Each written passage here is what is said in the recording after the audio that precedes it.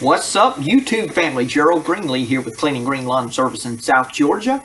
I am sitting in what you might recognize, those of you that have been following the channel for a while. I am sitting in what I call the pastor's cave. I want to make a quick video.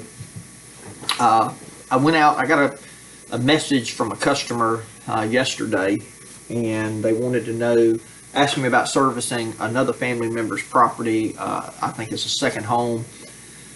And it's a small property, and so I looked it up online, you know, and it's like a half acre. And so you think, yeah, you know, no big deal. I even looked at it on Google Maps, and you know, it's got a lot of trees, so you couldn't really get a good idea of what was around. And I don't give any concrete estimates without going to look at a property. I know I've talked about this before in my videos, but you know, one of the things that I usually ask people when they call me, especially about a property, I ask them what size the property is. And the reason that I do that, because when you start, you know, somebody calls and you got a 3 or 4 acre property or something, I kind of go, okay, if everything is good and normal and the way it should be, and the grass is not knee high, you got a baseline price. And when you start getting in 3 or 4 acres, you know, that's a pretty good price. And a lot of times people just don't realize that it costs that much to have their lawn serviced. You know, just cut, string trim, edge, mow and blow and go, you know. So, but anyway, I went to look at this property this morning, and I did not take a picture while I was there. So I want to talk about some of the things that I look at on an estimate on a new property. And this may help somebody. I know a lot of you are already doing this. One is, you're going to see in the picture that I'm going to put up. Now, this picture that I put up shows the property cut. It is not cut now. It is a little bit overgrown now. But this picture will kind of give you an idea of a couple of things. So I'm going to pause right here and just throw the picture in for a second and then come back and talk about it.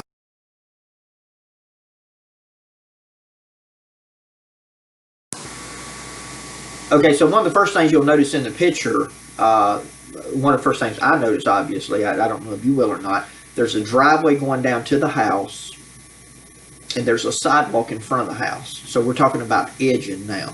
Now, you can't see it in that picture, but because the property hasn't been cut recently, there are some places on that sidewalk where I would imagine grass has maybe, it's not all bad, but some of it's probably about 6 inches over the sidewalk area. And so, you know, I did a bid for edging. I did a bid for a yard cleanup. Also on the property, I found 2 tree limbs that were down that are either going to have to be cut up.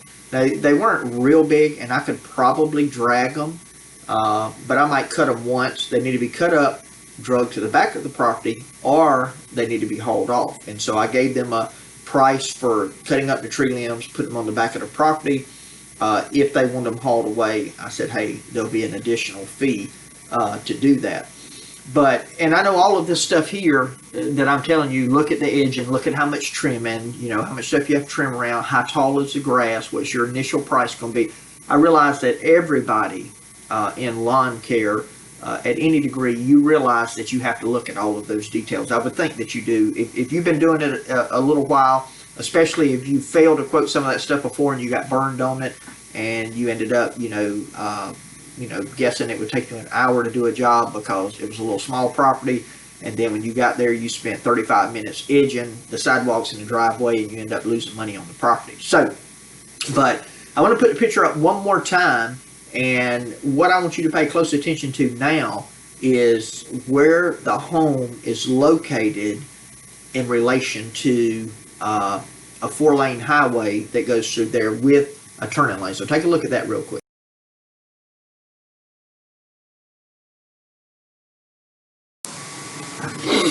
Okay, so if you noticed, as I said, there's 4-lane highway there. It does have a turning lane in the middle, but there is absolutely no shoulder. You go from a 4-lane highway, and I don't know if you could see it in the picture. I don't have the picture pulled up in front of me, but there's a curve, probably. That driveway is, you know, probably a football field and a half away. There's a curve. There's nowhere to park on the road. Now, currently the house is not inhabited, but So right now I could pull up on the highway, and it's still risky, but I could back into the driveway. Now I got my truck and I got a 16-foot trailer behind it. That would take up the majority of that driveway. And so what I ended up, having to tell the potential customer is, I could give them a price on cleaning up the property and maintaining it as long as the house was vacant. But I did not know if we would be able to service the property once someone was in the home. I think it's probably a rental. And, because if somebody moves in there and they got 2 or 3 vehicles and the driveway's always full, now they could park under the carport and they could park on that little side over there. But if they park in the driveway, then I don't have a place to park. I'm not going to park out on that busy highway. I don't even know that it's legal to park out there, even if I put cones out. That is a state road. So, I would have to check on that. But I don't know, it'd just be kind of dangerous. I guess I could do it. I really need to look into that.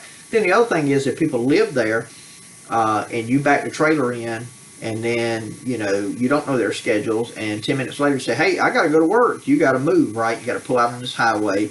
You got to try to back it back in. So I'm saying all that to say this. When you quote a property, don't forget to look at things like that. Don't forget to look at, where am I going to have to park at? How far away am I going to be? I've got some large properties that I do. You've seen, well, they're not really large. I got one large 6.5 acre property. But when I get done string trimming, I try to make a round and kind of come back to where my trailer is, but I actually park at one end of the property, trim all that, drive down to the house area, trim all that, and work my way back to my truck.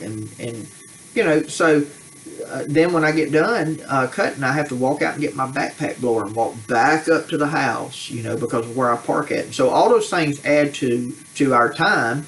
All those things cost us money, and all those things need to be factored in order for us to be profitable and keep our business healthy. So anyway, I just thought I'd share that with y'all. It was kind of I haven't run into that particular situation before, but I did know that that's something that I need to look out for. So anyway, maybe this will help some of you. Maybe it'll, maybe you'll think about this as you go to service the property. Maybe you're a homeowner and you like watching lawn care channels and you have somebody that services your property. Keep in mind, or you're looking to get somebody to service your property. Keep in mind, there can be some difficulties that are, that come along with your property that don't have anything to do with the grass necessarily, or the trimming, or the edging, but it could just be the location and all that. So anyway, hey, I'm gonna go out this evening and get some grass cut. I'm gonna throw this video up real quick, but I appreciate you watching. Thankful for all of my subscribers. Really thankful for those of you who comment and interact with me on here.